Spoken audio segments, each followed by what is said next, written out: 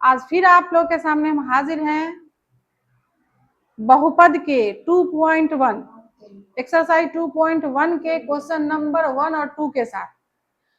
Question हम लिख दिए, आपके सामने दिख रहा है क्वेश्चन। दिए गए व्यंजक में कौन कौन बहुपद हैं और कौन नहीं है। आप याद होगा इससे पिछले वीडियो में आपको हम बताए थे कि कौन बहुपद हो सकते हैं और कौन नहीं हो सकते, बताए थे। आप देखिए, आपके सामने दिया हुआ है पहला नंबर 4x² - 3x + 7। बताए क्या थे कि जो भी बहुपद दिया हुआ है उस बहुपद में जो चर का घात होगा वो एक प्राकृत संख्या में होगा तो बहुपद होगा। आप पहला नंबर देखिए, चर का घात क्या है, 2 है और 1 है, तो क्या होगा, बहुपद होगा। तो लिखेंगे हाँ। दूसरा देखिए, y² + √2। टू क्या है, एक अचर है जो एक कांस्टेंट है। कांस्टेंट का घात प्राकृत न हो उससे कोई फर्क नहीं पड़ता। हमारे पास जो चर है, वेरिएबल है, उसका घात प्राकृत संख्या होना चाहिए तो वो बहुपद होगा। प्राकृत संख्या नहीं होगा तो वो बहुपद नहीं होगा। लेकिन अभी आपके सामने देखिए, ये y है, y क्या है, एक चर है और चर है, चर का घात कितना है, 2 है। 2 क्या है, एक नेचुरल नंबर है, एक प्राकृत संख्या है। इसका मतलब भी क्या है, ये भी मेरा एक बहुपद होगा। तो लिख देंगे हाँ। हाँ का मतलब बहुपद है।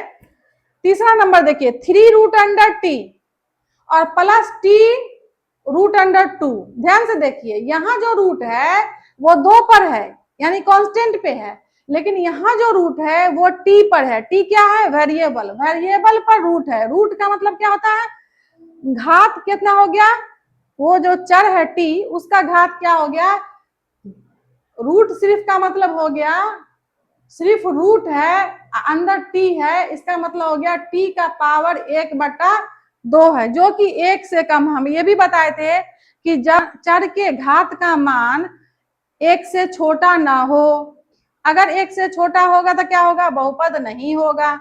तभी आपके सामने में दिख रहा है ना कि ये जो है इसका क्या है, वो एक चर है t और t का जो है पावर दिया हुआ √, तो √, का मतलब हो गया उसका घात 1/2। तो ऐसा होने से क्या हो गया, ये बहुपद नहीं होगा। ये हम रफ कर दिए हैं।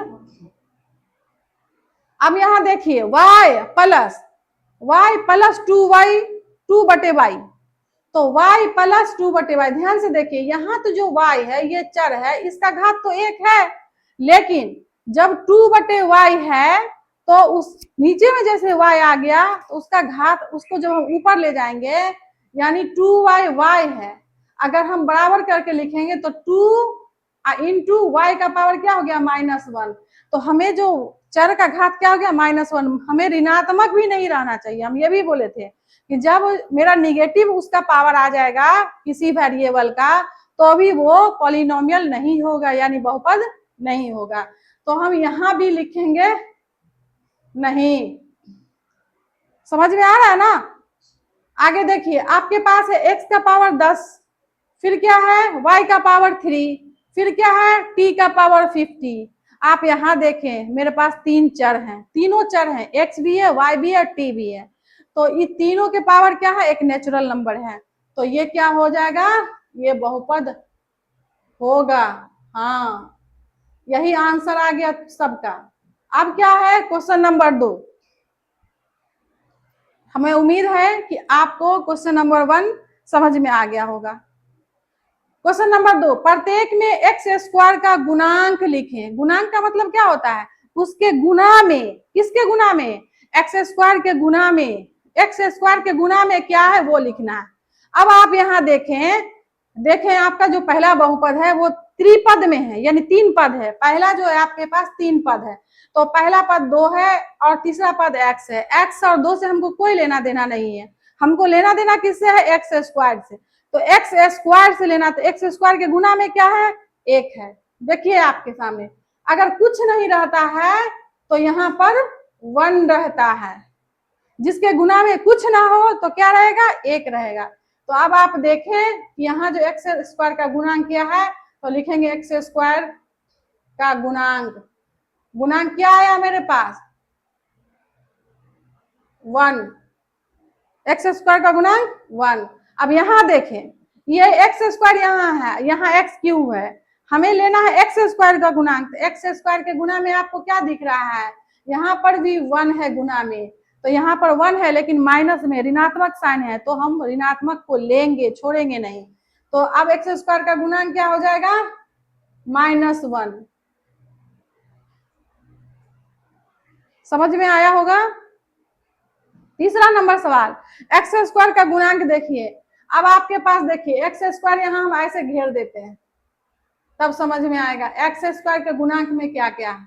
आप देखिए यहाँ एक्स स्क्वायर के गुणांक में क्या है, आपको दिख गया होगा। एक्स स्क्वायर के गुणांक में क्या है, पाई बट्टे में 2 है, दिखा होगा ना।